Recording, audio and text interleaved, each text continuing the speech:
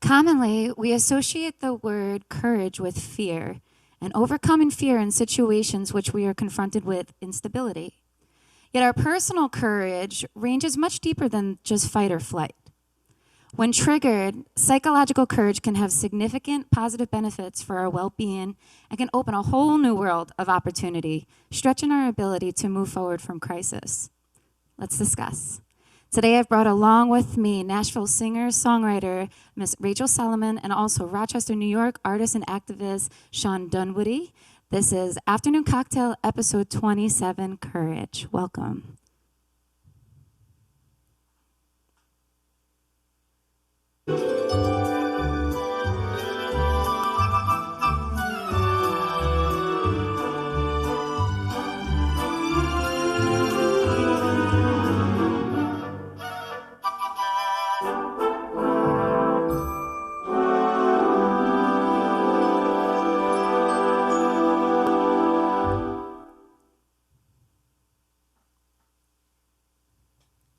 And introducing to you Miss Rachel Solomon from Nashville, Tennessee. Rachel, how are you? Hi, Amanda. I'm good. How are you? I'm awesome. Thanks so much for being on our show. What's the first song you're going to perform for us? I'm going to perform the first song from my most recent EP. This is called I Mess Up Too. Love this one. Take it away.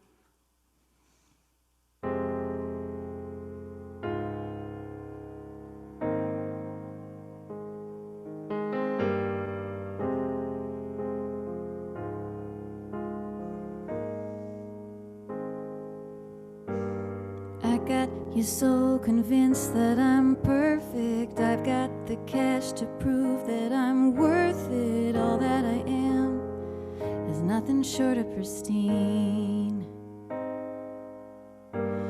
I've never done a thing I regret. My future is paved, totally set in stone, and my history's clean. Maybe the way to help you is to tell you the truth. I mess up too. I mess up too. You'll never think you'll get to my level, running the fastest speed at the treadmill. All that you are will never be enough. You can't erase a criminal record. Why even try to be something better when it's yourself you can't love?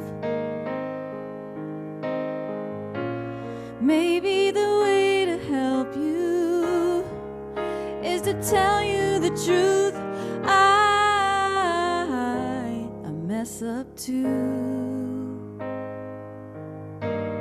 I mess up too.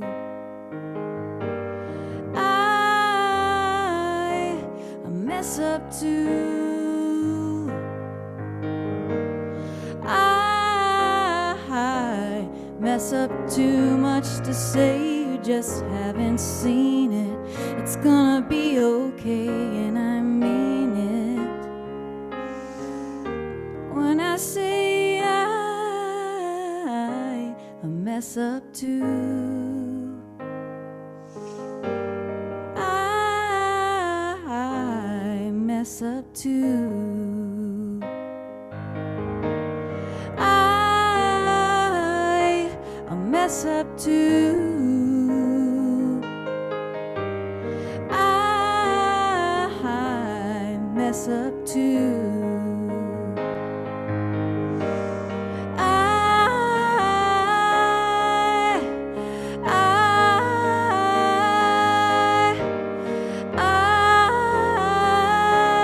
mess up too.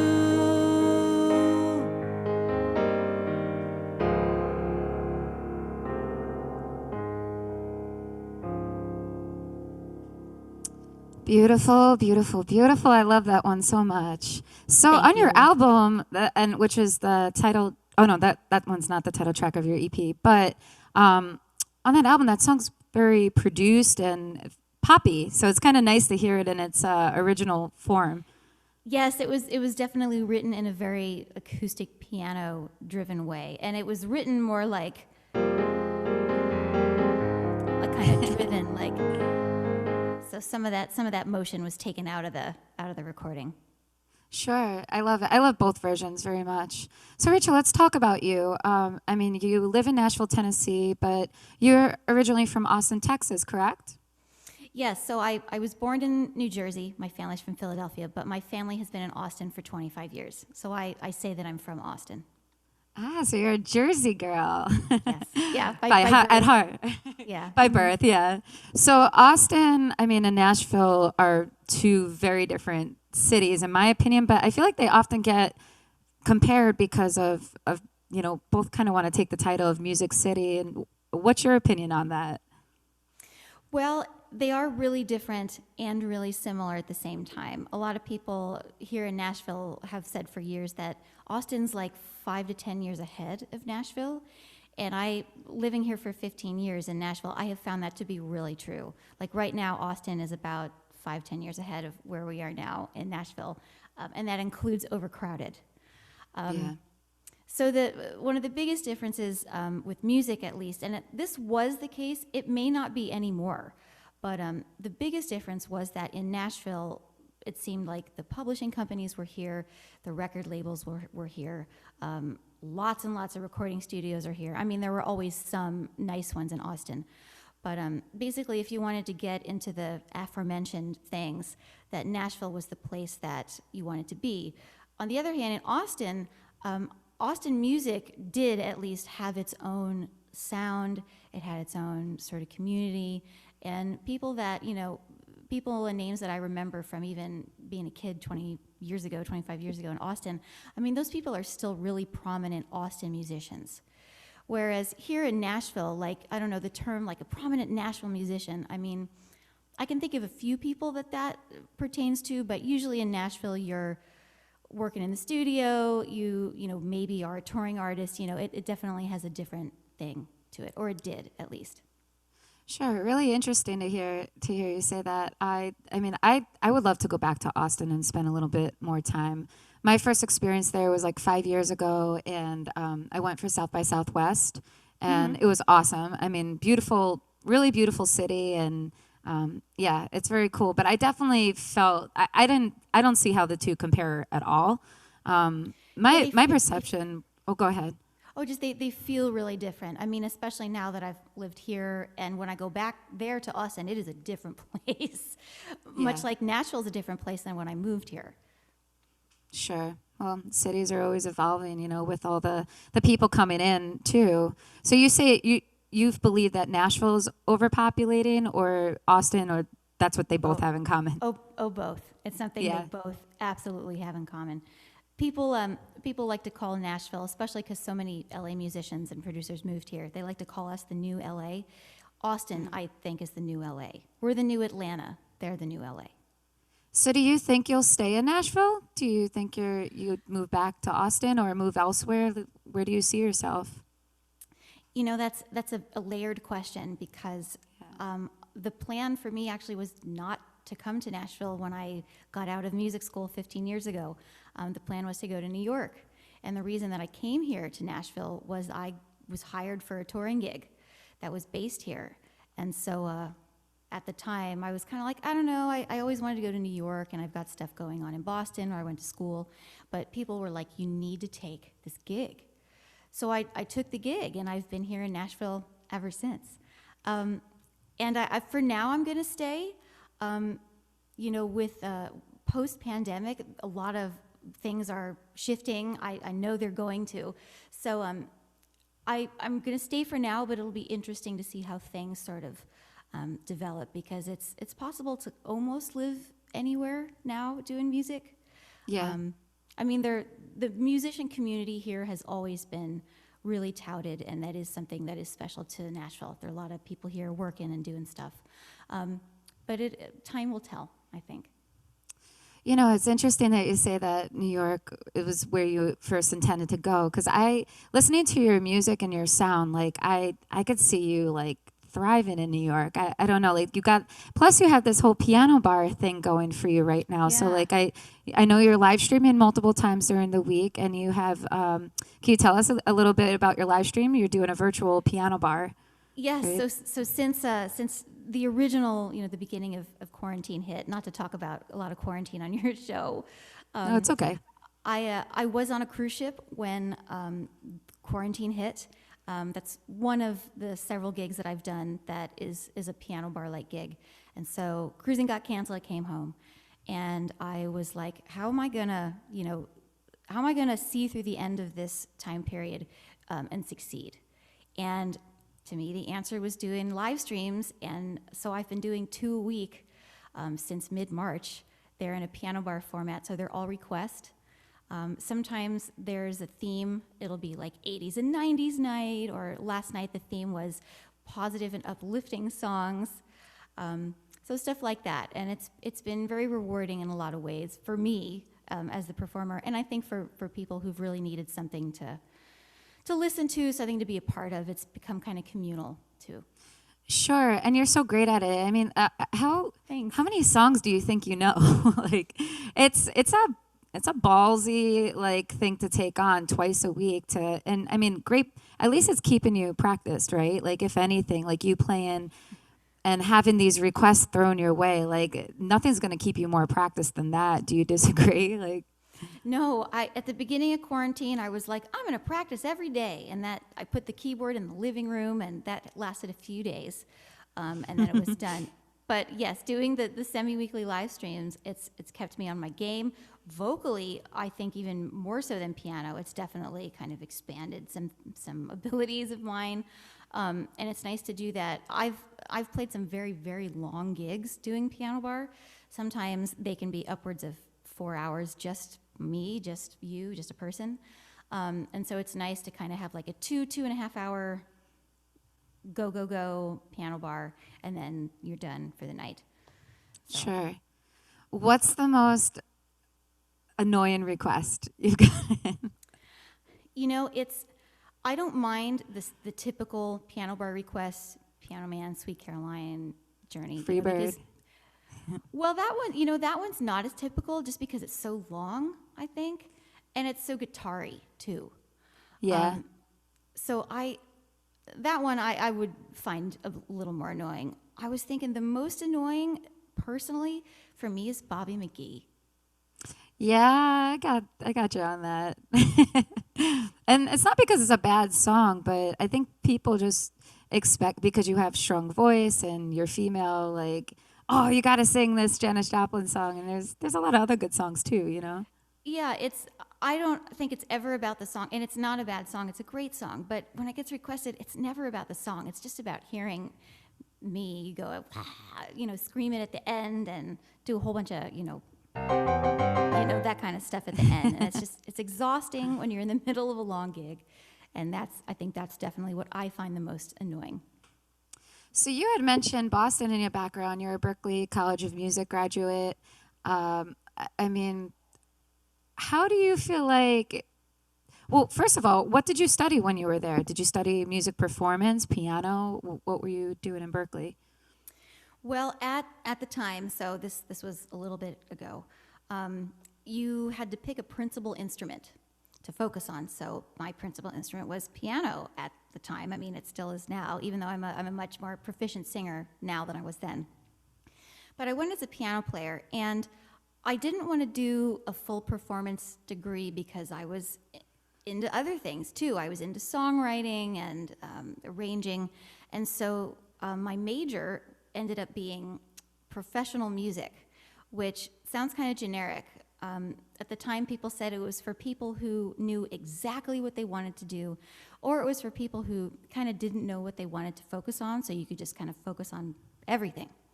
And so I focused on both performance and songwriting in that degree. Interesting. Another one of our guests, her name's Sarah Sarah Ada. I messed it up the first time too.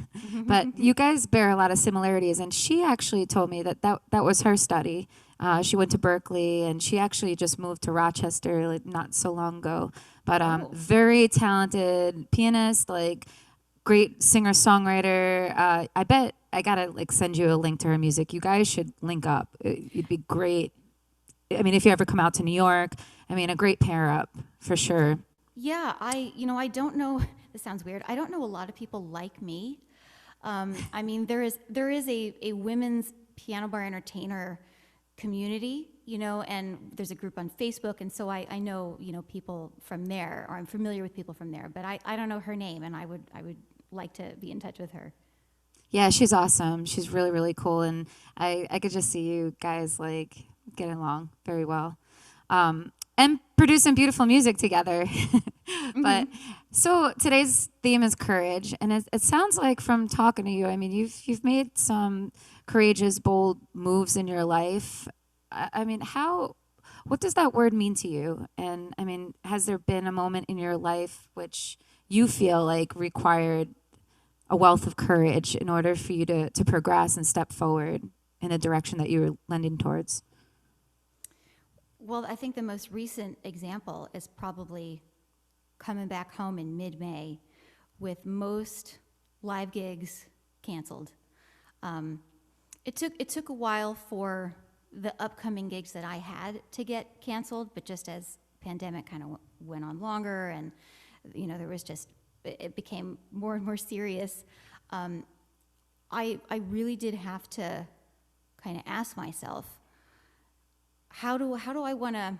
It was kind of through multiple lenses. How did I want to be perceived going forward, but also how did I want to succeed going forward? Because I knew I wasn't going to be playing a live gig. I wasn't going to be traveling internationally for a little bit, which a lot of my gigs have been in the last few years. So kind of stepping up to the plate, figuring out live streaming, which has multiple avenues, which I've sort of learned by doing. But I kind of researched one, and I've stuck to that, and it's been working out okay. That was definitely a learning curve, though, for me. Yeah, courage always, I mean, any time where I think where I had to do something that required courage, it was always a learning experience in the end of it, and it was one of those, it's risky, in a lot of senses, which also plays on our fear, like I think a lot of people fear change. And if you're willing to, take a step that is going to change almost everything, it's a scary place to be. So very cool. How has the pandemic affected your writing? I don't think I've written a song since it hit, actually. So it's wiped it out. That's how it's affected it. But that being said, in the last month or so, I guess it took like a month and a half, 2 months to kind of settle into the reality of what was going to be the reality for a while at least. What I started doing was sort of revisiting old projects that never got finished. So there actually is one song in particular that it's at least 13 years old. I had an old recording project of it that I never really knew if I could bounce onto, Logic software, and so I figured that it was just kind of dead. And with the help of some audio friends on Facebook, I was actually able to revive it, transfer it to Logic, and finish the song. So it hasn't really been a period of like new inspiration, but it's been a period of visiting old things and tying up loose creative ends, and I may even be putting out a summer single in the next couple of weeks. Well, that's exciting. Very exciting. Are you going to be self-recording this one on your own, or is this something you're going into the studio for? Well, the song that I have planned, I went into the studio a couple years ago. I think it was a piano session for my EP, Right on Time.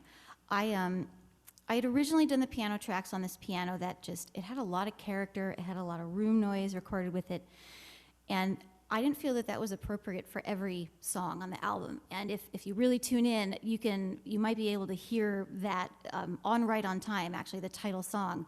That's the piano with a lot of character, but on some of the other songs, It's at Omni Studios in Nashville.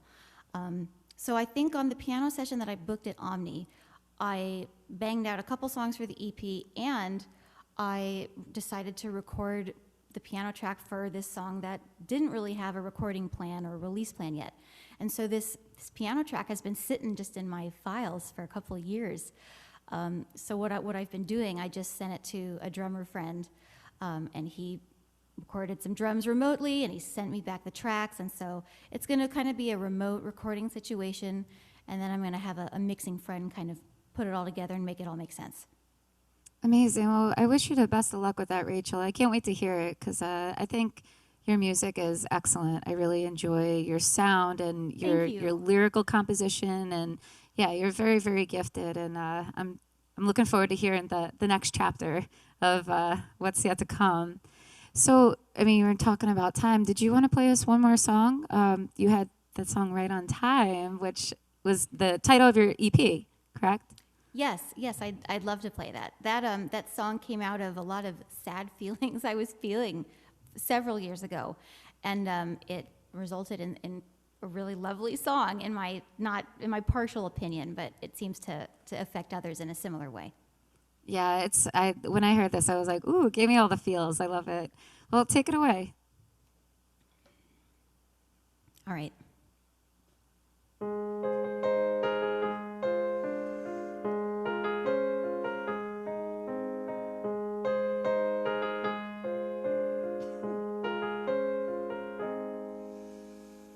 I don't know where I'm going, but it better be good. A straighter path is what I'm hoping for, but I know that it could turn into a real heartbreaker when it starts out fine. I don't know where I'm going, but I know I'm gonna get there right on time.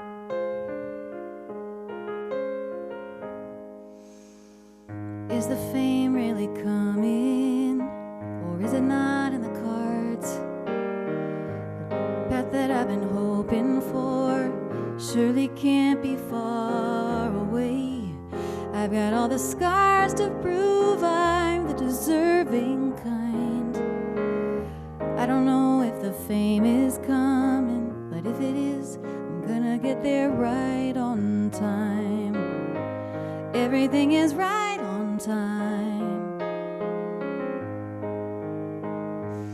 Every single breath, every death, every perfect rhyme, every slow reply, every warning sign, everything is right on time.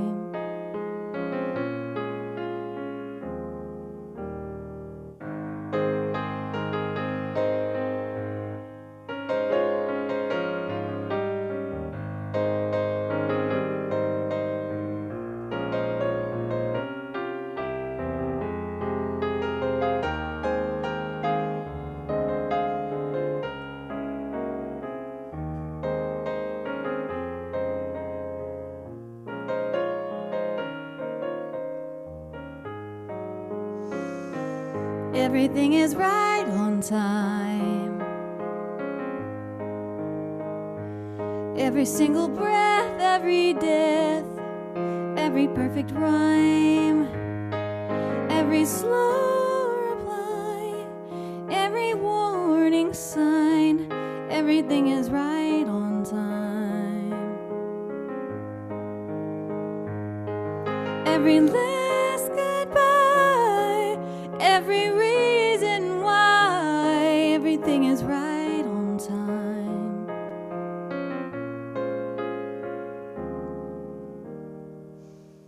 I don't know if he's out there or if he's just make-believe. It doesn't matter how or where I meet him, just as long as he'll be someone who was worth my waiting and the tears I've cried. I don't know when I meet him, but I know it's not for me to decide.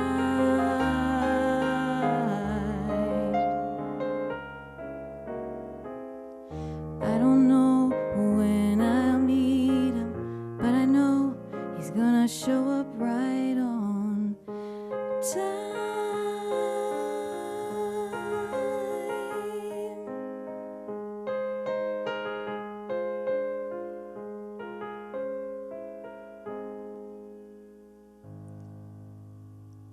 So good. I love the piano on that. So beautiful.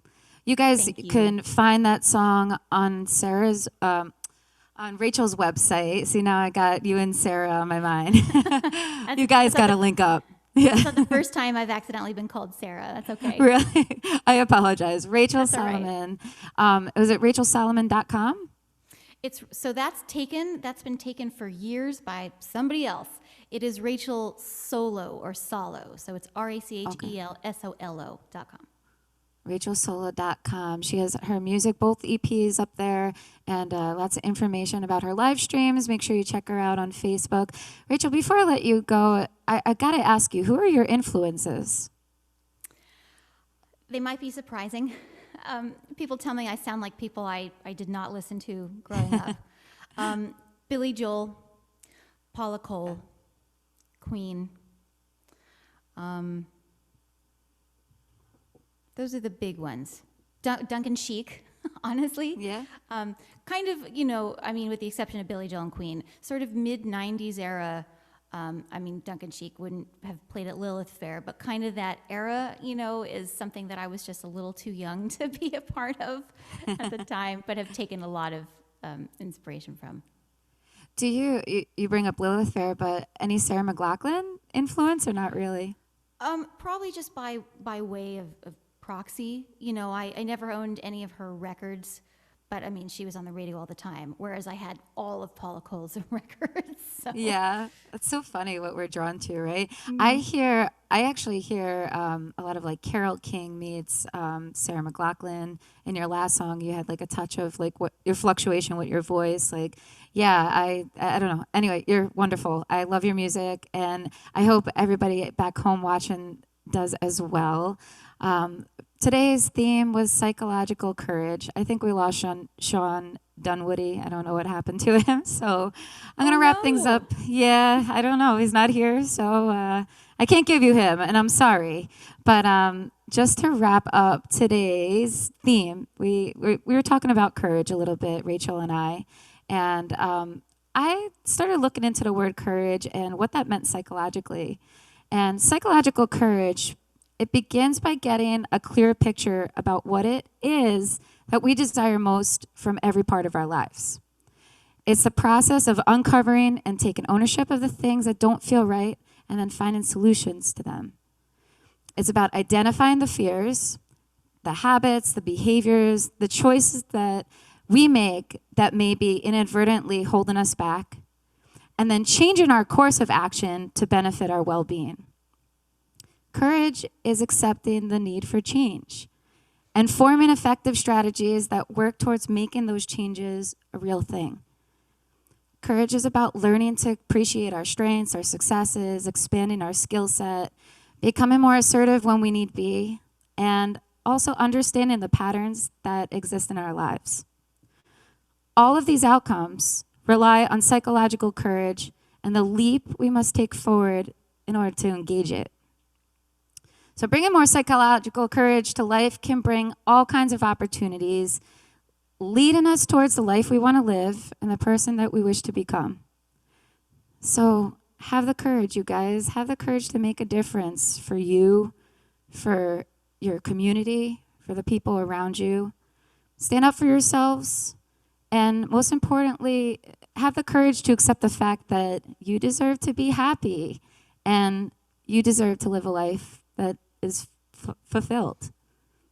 So with that, I leave you off with, this is our last episode of Season 2, Part 1.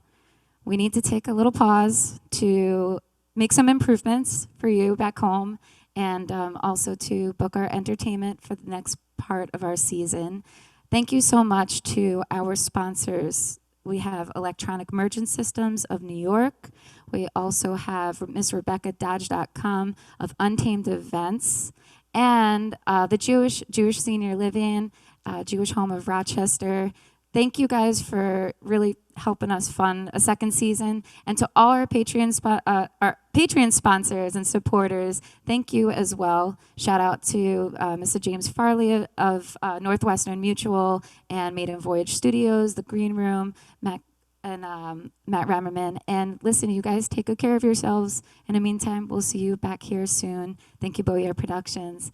Have a great Friday and an awesome weekend. Thank you, Rachel. Bye.